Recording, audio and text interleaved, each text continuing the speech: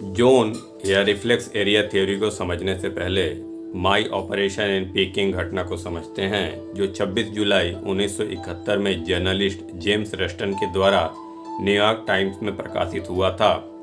सन 1970 तक अमेरिका ने एक्यूपंक्चर तथा एक्यूप्रेशर को मान्यता नहीं दी थी। इसका कारण था अमेरिका के लोग अपने आप को वैज्ञानिक रूप से अधिक उन्नत या डेवलप्ड मानते हैं, बिना साइंटिफिक एविडेंस के कोई बात स्वीकार नहीं करते। इस कारण से यह पद्धति चीन, जापान और भारत तक ही सीमित था। सन 1971 ईस्वी में secretary of state of America Henry Kissinger चीन की यात्रा पर गए। उनके साथ जेम्स रस्टन नामक जर्नलिस्ट भी थे। चीन पहुंचने के कुछ समय बाद ही रस्टन को अचानक से एपेंडिसाइटिस का दर्द उठा। अपेंडिक्स फटने पर जान का खतरा हो सकता था, इसलिए बीजिंग के एंटी इंपेरियलिस्ट हॉस्पिटल में तुरंत ऑपरेशन किया गया, पर पोस्ट ऑपरेटिव पेन में कोई आराम नहीं हुआ। तब डॉक्टर ली चेंग वान ने एक्यूपंक्चर तथा एक्यूप्रेशर के द्वारा रस्टन का उपचार किया। उपचार के कुछ ही घंटों के बाद जेम्स रस्टन का दर्द गायब हो गया। बिना दवा के इस उपचार पद्धति ने न केवल रस्टन बल्कि अमेरिकन सेक्रेटरी को बहुत प्रभावित किया तथा इस घटना की जानकारी राष्ट्रपति को भी दी गई। इसके एक साल बाद सन 1972 ईस्वी में the president of America Richard Nixon चीन की यात्रा पर गए। उनके साथ चिकित्सक एवं पत्रकारों का दल डेलीगेशन भी था।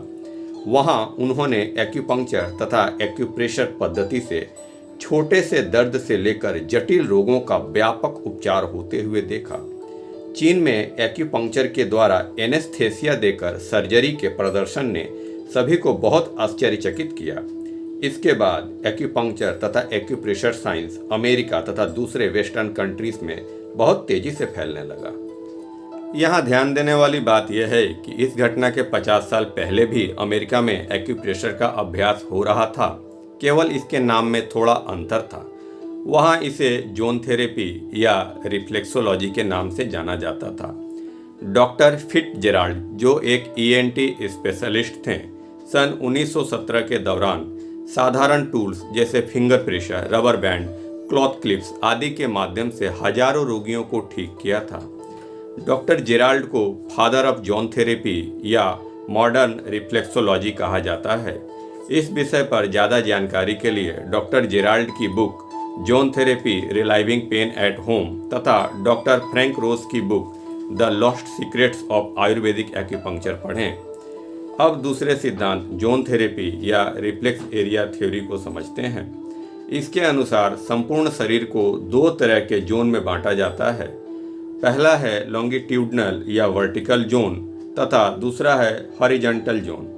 लॉन्गिट्यूडनल मेथड के अनुसार हाथ तथा पैर की उंगलियों को आधार मानकर शरीर को 10 लंबी लाइन में बांटा जाता है। अब शरीर के सेंटर से 1 से 5 लाइन या जोन लेफ्ट साइड में लेते हैं तथा 1 से 5 लाइन राइट साइड की ओर लेते हैं। इससे आसानी से यह पता चल जाता है कि शरीर का कौन सा लाइन या जोन पैर या हाथ के कौन से लाइन या जोन से संबंधित है। जैसे यदि शरीर के लेफ्ट साइड में कोई समस्या हो तो उसका ट्रीटमेंट लेफ्ट हैंड या फुट पर होगा, और यदि बॉडी के राइट साइड में कोई समस्या हो तो उसका ट्रीटमेंट राइट हैंड या राइट फुट में होगा। इसको एक उदाहरण से समझते हैं। मिडिल ईयर में प्रॉब्लम होने से हाथ या पाँव के जोन 4 पर ट्रीटमेंट करेंगे। हॉरिजॉन्टल मेथड भी लॉन्गिट्यूडनल मेथड जैसा ही है। इसमें संपूर्ण शरीर को केवल 3 चौड़े जोन या लाइन में बांटा जाता है, जिसका प्रतिबिंब उसी तरह से हाथ तथा पांव पर बनता है, जैसा कि पिक्चर में आप देख सकते हैं। अब बायोहोलोग्राफिक थ्योरी की बात करते हैं। बायोहोलोग्राफिक थ्योरी के अनुसार संपूर्ण मानव शरीर को शरीर के ही किसी छोटे यूनिट या भाग पर देखा जाता है। जैसे मानव शरीर को कान के ऊपर देख सकते हैं, इसी प्रकार शरीर को हाथ तथा पांव के ऊपर भी देख सकते हैं तथा इसके दूसरे उदाहरणों में नोज पे और स्कैल्प पर भी पूरे शरीर को देखा जाता है। आशा करता हूं आप लोग एक्यूप्रेशर तथा इसके सिद्धांत को थोड़ा बहुत समझ चुके होंगे। बहुत से लोगों की यह जिज्ञासा रहती है कि एक्यूप्रेशर कौन कौन से रोग में कारगर होता है। साधारणतः एक्यूप्रेशर का उपचार हर रोग में किया जा सकता है, पर जैसा कि आप सभी लोग जानते हैं, आज के समय में हर चिकित्सा पद्धति की कुछ न कुछ सीमाएं और लिमिट्स हैं। एक्यूप्रेशर का भी अपना कार्य सीमा और लिमिट्स हैं। Thank you for watching. Stay healthy.